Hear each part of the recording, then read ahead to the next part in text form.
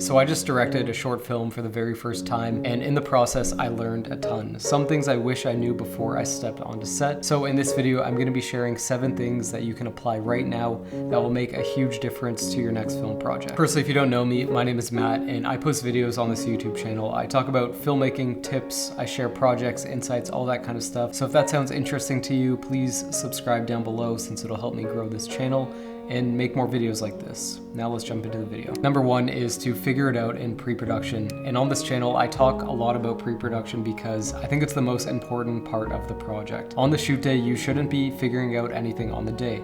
You should just be executing your game plan that you made in pre-production. I think that's what separates amateurs from professionals is you're coming up with a solid game plan beforehand. For Get Up, Try Again, the short film that we just did, everything was figured out to the absolute T. We were shooting in a specific room at a specific time of day. The frame size was already chosen. The art department knew exactly what they were doing. The lighting team knew what the lighting setup was going to be. All that stuff is figured out beforehand because it should just be a plug and play approach. Take a look at your pre-production process and ask yourself, what can I do better in pre-production to set myself up for success on the actual shoot? For me personally, I like to have my mood board. I make a director's treatment, even if it's a short film and even if it's a few friends that are working on it. I'll do a shot list, I'll make a pre-visualization. That'll take you so far opposed to just showing up to set and going by the skin of your teeth. I can't encourage people enough to do pre-production. There's a ton of videos on this channel talking about pre-production. There's a lot of softwares out there today that make pre-production really easy, like FrameSet and Milano. You're also showing other crew members and other people that are going to be involved in the project that you've done your homework and they're going to be more likely to come and help out on your project. Number 2 is to start building a personal brand. I think if you want your work to be seen in 2025 as a filmmaker, you have to start sharing yourself online. And this is something I'm still new at and trying to figure out myself.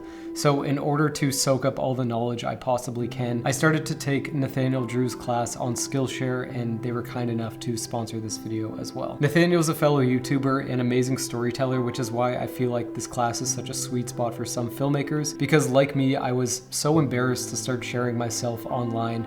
And this class really just taught me to lean in and be unapologetically myself, which I think is such a key aspect of being a director and filmmaker. If we want our work to be seen, it's time to start sharing ourselves online, and it's classes like Nathaniel's on Skillshare that help me step outside my comfort zone and just getting myself out there. They offer a ton of other classes from other real, talented, and successful creatives in categories such as art and illustration, animation, photography, graphic design, productivity, and so much more. You could try it down below using the link in the description or by scanning the QR code to get a 7-day free trial and a 30-day money-back guarantee. The first 500 people to scan the QR code or use the link in the description will also get 20% off their first year of Skillshare. Number 3 is hire people that are better than you. This is such a relationship-based industry, and you first have to be friends with people in order to get them to help out on your film sets in the first place. That's what happened to me. I spent 5 years working in lighting, and I fostered a bunch of relationships with people, and now they're my friends, and I'm able to ask them to help out on my short films and passion projects. There's that quote that says, if you want to go fast, go alone. If you want to go far, go together. And that's something I really learned on this project. I feel like it got to the scale it did because we had such heavy hitters on this project. We had Matt Moreland, an AD that has like AD'd Drake music videos, which is insane. Every single head of department is better at their job on this project than I can be. That's why I brought them onto the project. And it's learning to step aside from your ego and say, I trust you with your vision. That's why I'm bringing you onto this project, because I know you'll make it better than I can. That's why I brought a DOP onto this project and didn't decide to do it myself, because I knew I would be stretched too thin. And I knew if I had somebody just focusing on that, they would have done a better job. There are certain people on my projects that I try to bring onto every single project of mine because I know how amazing they are at their job, and I know that I could fully trust that person. Like Nick, our first AC, he's first AC'd almost all of my projects because he's a Swiss Army knife. He's down to get scrappy with things. So if you have access to people in the industry that are better than you, instead of looking at that as competition, lean into them, use them as strengths on your projects, because it's just gonna help you elevate things that much more. I was looking at the dailies on this project and thinking to myself, this is the best thing I've ever done, and it's only because I had people that were better than me on it. Number 4 is to communicate calmly. I found my first few years working on set in the lighting department, I learned a lot about dynamics and how to deal with people on set, and I always found the most stressful sets was when the people at the top were stressing, the producers, the director, because that stuff just trickles downstream into the other departments, and then next thing you know, you're working on a very stressful set. I find the best sets are always the ones that don't feel like it's actually work, and there's like music playing and it just feels like you're kind of hanging out. That's the vibe that I'm striving for when I'm running my sets. I want people to feel like it's not really a job and we're just here to have fun, which we are doing. And that goes back to having a solid game plan. You can kind of just hang out if you are just relying on the game plan that you made in pre-production. Every single day leading up to the production of Get Up, Try Again for about 1 month, I took a cold shower because I wanted to be comfortable being uncomfortable. This was my first time directing a crew of this size, and I knew there was going to be situations where I was nervous and there was going to be 20 people asking me what the game plan was.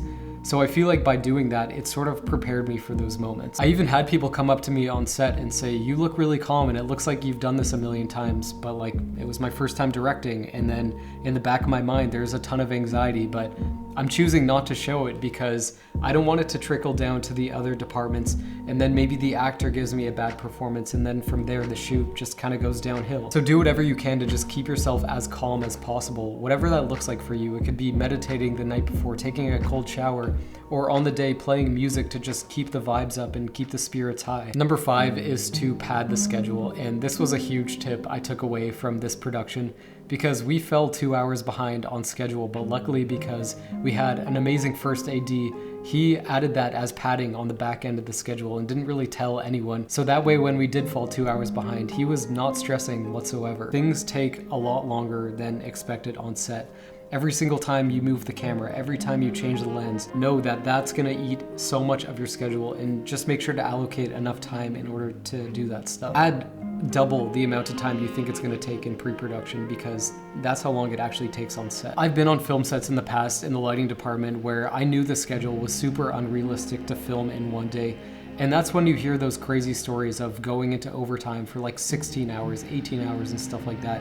That's not what I want on my film sets.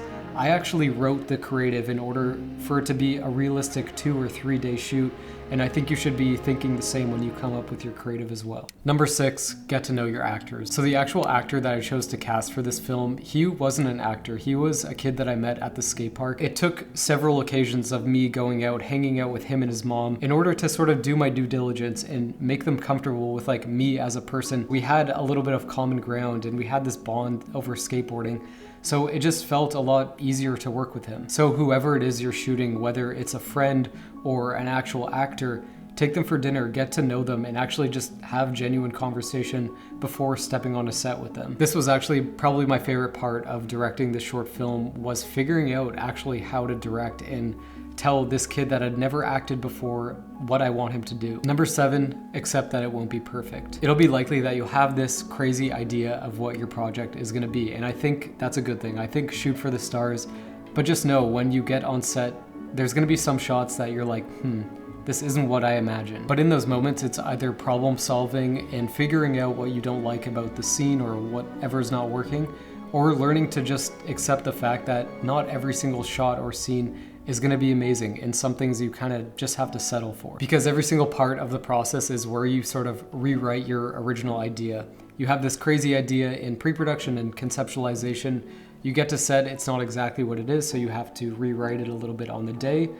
And then when you get to post-production, oftentimes it's like totally different than what you actually imagined. All that matters is you're stepping up to the plate to create something.